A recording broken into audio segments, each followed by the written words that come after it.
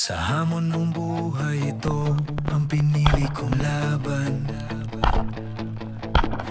Matahimik at may kabuluhan, lumaban ng patas kasama si Inang Kalikasan. Sa piling ni Mother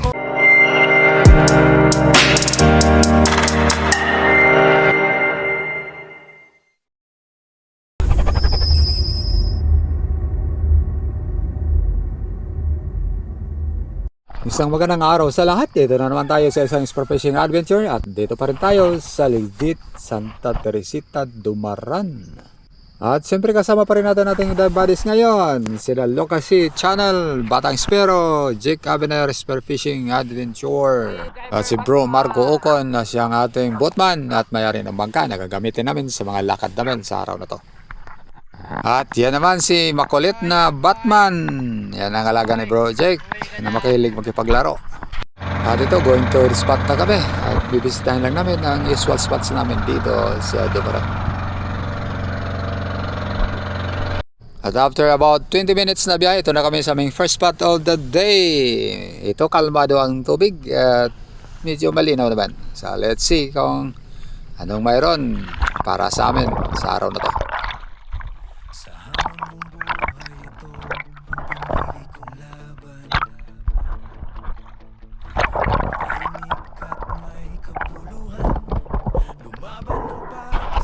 At matapos maludog para, ito, baba na ko para sa aking warm-up drop. Pray pulling pa rin ang ginagawa natin. So, medyo malabo ng konti dito sa ilalim. Nasa around 5 meters ang water visibility dito sa ilalim. Pero pwede na. Goods na ito, mga ka-hunters. Makakadali na tayo dito pag mayroong mga isda na malalaki dito sa paligid. At para sa ating buhay naman sa araw na to, ito isang paboritong isda ng lahat. Blue Spine Unicorn or Surahan. Ayun, sapol. Maganda patama natin dyan. Good size na rin dito. Kahit pa paano. Yan ating unang huli sa araw na to.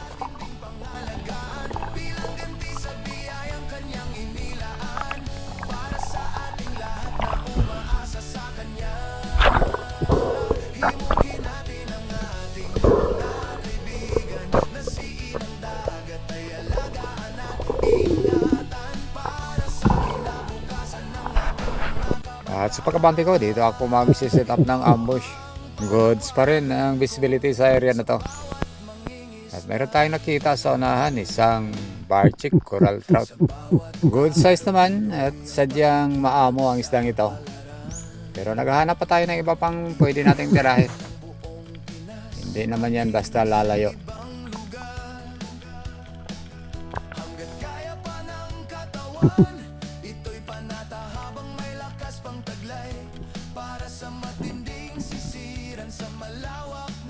At medyo kinapos na rin tayo sa hangin. So it's time na lalapitan natin yung ating target. Kaya ito, dahan-dahan akong kumapang para maklose ang gap sa ating target na barchick coral trout. At ito, tirahin na. Baka tirahin pa ng iba. Ayun, sapol na naman.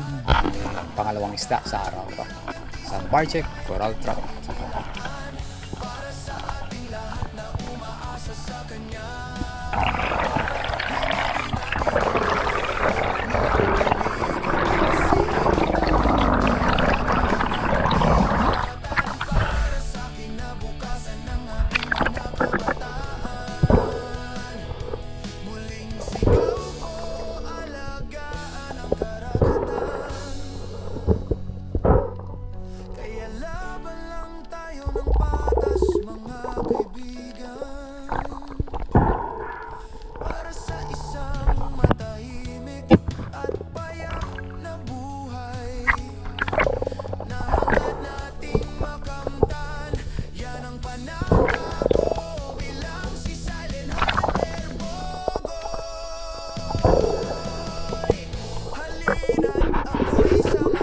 Abante lang ako ng konti at ito na naman tayo sa ilalim para mag-set up ng ambush habang tayo dito.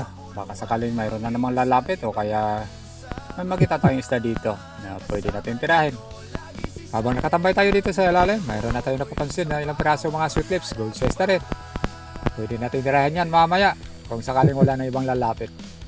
Pero sa pagkakataong ito, maghintay muna tayo ng ilang sandali. Baka sakali may lalapit pa na mas geo malaki sa mga sweet lips na to.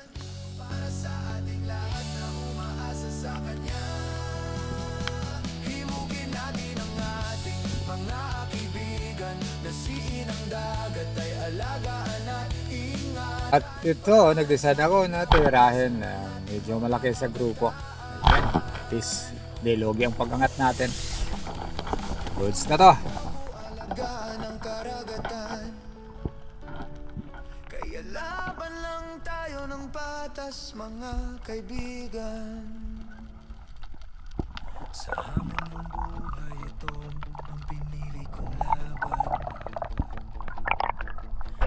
Tahimik at may kapuluhan, lumaban ng patas kasama sigil ng kalikan. At sa muling pagbaba, sa medyo mababaw lang, ito nakadali ako na isang coral trout na naman. Isang good size na leopard coral trout. Sarap nito mga ka-hunters. Special na pang-ulam na naman ito.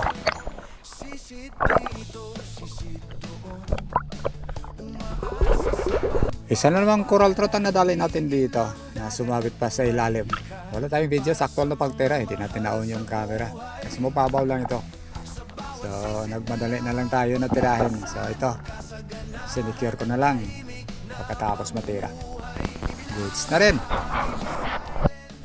Ayan mga lods, ang aming morning cut. May CD Mac. Oh.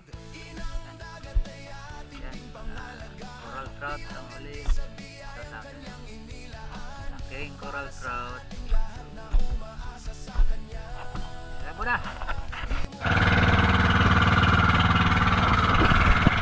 Ito, pumunta lang kami sa isang mababaw na bahura. Medyo kalmado dito.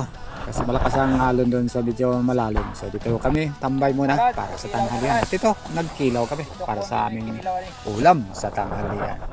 Let's eat!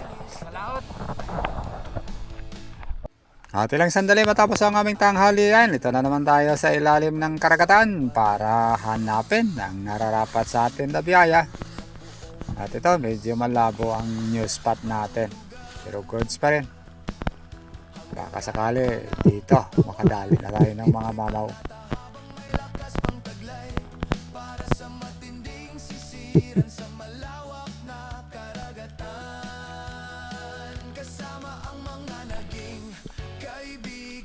Sa bawat lugar na napuntahan, bilang si Silent Hunter Bogoy, bilang si Silent Hunter Bogoy, inang dagat ay ating ding pangalagaan, bilang ganti sa biyayang kanyang inilaan. Wala tayong nakalabitan sa unang sisid natin kaya umabandi tayo dito ng konti. At ito, ambos pa rin. Pagtiyagaan na lang ang medyo malabo na tubig dito sa ilalim. At ito, mga good size na yellow spotted sweet lips ang nakita natin. Isa na namang magandang patama ang nagawa natin dito. So, goods na ito mga kapatid, mga ka-hunters. Kaya laban lang tayo ng patas, mga kaibigan, para sa isang matahimik. Sa muli kong pagbaba, mga grupo naman ng mga bayang ang nakita ko ito. Ang lalaki, kaya hindi ko yan tinira. Hanap pa tayo ng iba pang isda na pwede natin tirahin. Mura lang kasi isda ito, 20 ang kilo. At ito, may nakita tayong isang magandang yellow spotted na sweet lips. Ito, tinira ko na. Ng buong karagatan ng ating kapuluan, maging sa ibang bansa man, kasama ni. At sa muli kong pagbaba, palabo na ang tubig sa ilalim ng dagat. Medyo hapon na kasi. At dito, may nakita tayong isang painted sweet lips. Isang uri ng sweet lips na mahilig din sa buhanginan na area. At itong titirahin natin. Para na rin sa pag-angat natin, hindi logi. Ayun, sapol na naman. Sa painted sweet lips.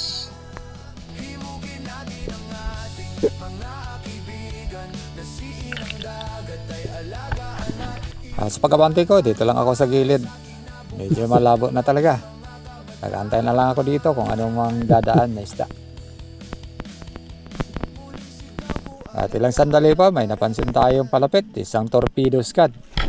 Ayun, tinira ko pero hindi natin natama ng maayos. Nakakawala.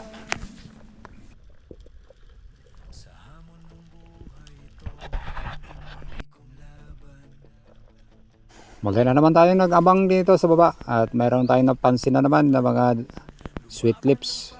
Yellow pendant sweet lips pa rin. So gold size na rin ito kaya as usual, titirahin natin ang pinakamalaki. Ayun, nakapili na tayo. Pwede nito, dagdag sa pambinta. Tag 100 ang 1 kilo. Sisid dito, sisid doon, umaasa sa pagpapala ni inang dagat at ng may likha para sa mga mahal sa buhay. Sa bawat sisid na lang pag-asa ng Sa sisid ito, dito na ako sa isang malaking bahura na usual kong pinapanaan ng mga golden trivalis o badlon. At dito tayo naghintay sa baba at ito nga hindi tayo nabigo. May dumating na gold size. Sa mga 3 kilo o 4 na kilo na to. Kaya tinira na natin. Siyempre, malaki na to. Pira na to mga ka-hunters. himugin natin ang ating mga kaibigan na si inang dagat ay alagaan at ingatan para sa kinabukasan ng ating mga kabataan. Ito ang panawagan ko sa bawat mangingisda, sa bawat araw tuloy pakikipagsapalaran. Iikutin ng buong Pinas maging sa ibang lugar. Hanggat kaya pa ng katawan, ito'y panata habang may lakas pang taglay para sa matinding sisiran sa malawak na karagatan. Kasama ang mga naging kaibigan sa bawat lugar na napuntahan, bilang si Silent Hunter Boy, bilang si Silent Hunter Boy. At ito, nasecure natin ang unang mamaw natin sa araw na to. Isang golden trevally or badlon. Kaya tinawag ko na itong goodlon pag nahuli na. Sarap ka! Nakadala sa isa din ako. No, kaya lang naano din ako. Nawala ako eh. Yun nga kanina, medyo napahiwalay tayo sa malaking bahura. Kaya ito, pinalikan natin. At muli tayong bumaba dito. Isang barche coral trout na naman ang ating nakita dito. Kaya ito nating target ngayon. Ito, dahan-dahan tayong lumapit. Kaya lang medyo malikot. Pero ito, nakakuha pa rin tayo ng magandang angle at tinira na. Ayun, sapul na naman ng isang barche coral trout. Yan ang panata ko bilang si Silent Hunter Bogoy.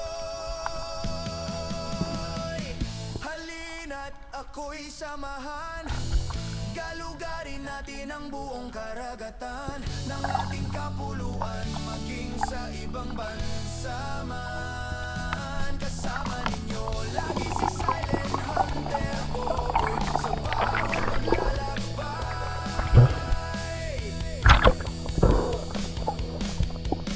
Inang dagat ay ating ding pangalagaan bilang anti sa biyayang kanyang inila. At sa aking pagpapatuloy, ito, nagabang na naman tayo para sa magandang target kung sakali mayroon man. At may nakita tayong dalawang masasarap at paborito kong isda, mga samaran. At ito, pumili na ako ng titirahin, sapul na naman.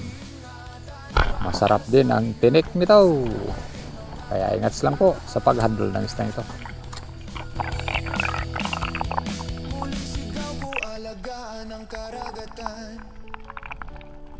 Kaya laban lang tayo ng patas, mga kaibigan. Sa hamon ng buhay ito, ang pinilig ko laban. Matahimik at may kabuluhan, lumaban ng patas kasama si inang kalikasan. Sa piling ni Mother Ocean, ligaya ay nasumpungan. At ito, mabante ako sa medyo malalim na bahagi. Dito ako sa may buhangin na area mag-set up ng ambush. So, dahan-dahan tayo sa ating ginagawa na pag free fall para hindi natin mabulabog kung sakaling mayroong mga isda dito sa baba. Asa sa pagpapala ni inang dagat at ng may likha para sa mga mahal sa buhay. Sa bawat sisid na lang pag-asa ng kasaganahan at tahimik na pamumuhay. Ibinabahagi ni Silent Hunter Bogoy ang kwento ng bawat sisid. Inang dagat ay ating ding pangalagaan bilang ganti sa biyayang kanyang inilaan. Para sa At ito, hindi na nga tayo nabigo sa pagbaba dito. May nakita tayong magandang target. Isang golden trevally na naman. Good size na ito mga ka-hunters. Ito, tamang distansya ang kinakailangan natin. Medyo bumalik pa. Kaya naghintay pa tayo ng pagkakataon na babalik ulit. Ayun, sa wakas. Nakakuha din natin ang tamang distansya at sapol mga ka-hunters. Ang ating pangalawang golden trevally sa araw na to. Sa bawat araw tuloy ang pakikipagsapalaran. Iikutin ng buong Pinas maging sa ibang lugar. Hanggat kaya pa ng katawan, ito'y panata habang may lakas pang taglay. Para sa matinding sisiran sa malawak na karagatan. Kasama ang mga naging kaibigan sa bawat lugar na napuntahan. Bilang si Silent Hunter Bogoy, bilang si Silent Hunter Bogoy. Inang dagat ay ating ding pangalagaan bilang ganti sa biyayang kanyang inilaan. Para sa ating lahat na umaasa sa kanya, himukin natin ang ating mga kaibigan na si Inang Dagat ay alagaan at ingatan para sa kinabukasan ng ating mga kabataan. Muling sigaw ko. At ito, nasikir natin ang ating pangalawang golden trevally. Good size, nasa mga 4 na kilo. Ako, King BB Mac. Yan. Nadali na ako ng golden, oh. Yan, oh. At dahil medyo hapon na, babiyahe pa kami ng mga mahigit sa 30 minuto para makabalik doon sa HQ. Ito, okay na kami. At siyempre, pictorial muna. Selfiehan muna natin ating mga huli. Ito, dalawang malalaking golden trevally. Tingnan niya ang tama, oh. Hindi na na-flip. Ayos. Thank you. At ito, hindi rin magpaawas si Lokasi. May dalawang golden trevallies din siyang nahuli. Malalaki din. Ayun, sasali din siya sa pictorial. Tama yan. Tama yan. At ito, humahabol din si Batang Spero. Sumasali din. Ayun, nagkakagulo na kami dito. Pero siyempre, maligaya tayo. Masaya kami dito sa aming ginagawa. At least, mayroon kaming biyaya na madadala sa pag-uwi namin doon sa tabi at may binta para pang alawan sa aming mga langka.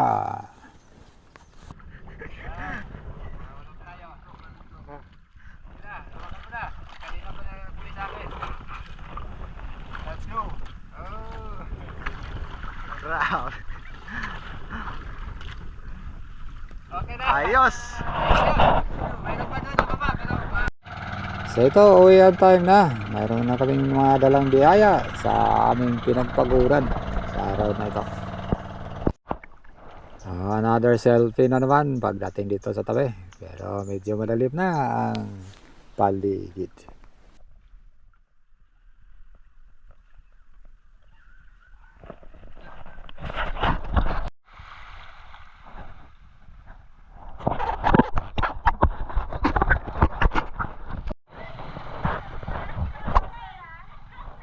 So ito ang aming total catch of the day with Lokasi, Batang Spero at J. Governor Spear Fishing.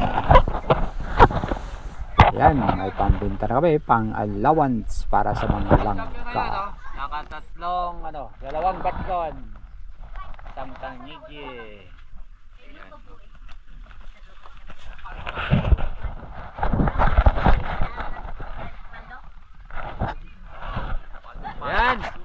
Thank you. So ito na naman ang hapunan natin mga lods. May tinula tayo. Sinigang na Maurice Perch. Kritong tangigi. Ayan. Thank you po sa nag-prepare. Bro, Jack Abiner. And the crew. Kain na tayo. Laki kayo. Bata. Naglaro pa. Bata. ML ko more. So, gulay oh. Pasalin si Batari sa kagurot pa. Maori. Sino ba wala lang? Pampahaba ng buhay. Gulay oh.